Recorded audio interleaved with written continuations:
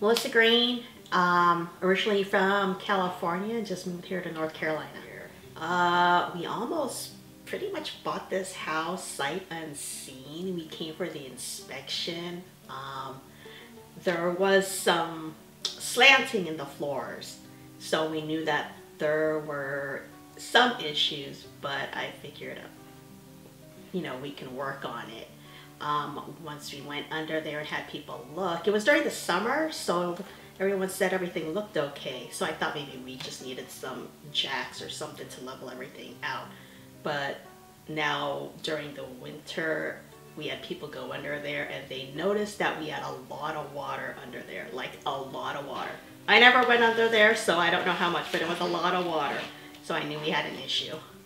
I was at the licensing center, license plate center. I'm sorry, I don't know what it's called here.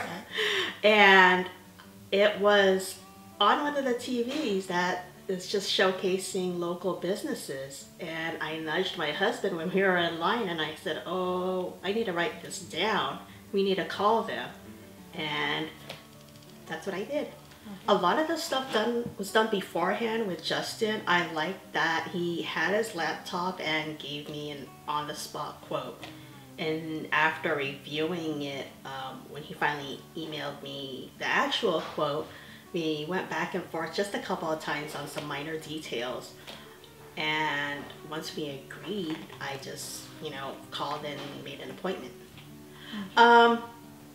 We had the whole encapsulation done. So we actually haven't been able to jack up the floors yet. Justin mentioned that we might want to wait a few months just to see how, make sure everything's working correctly. And because of the weather, dry, wet, let's kind of see how everything adjusts, because then he can find out how many jacks we're going to need in certain areas. I highly recommend Southeast Foundation. They are a 10.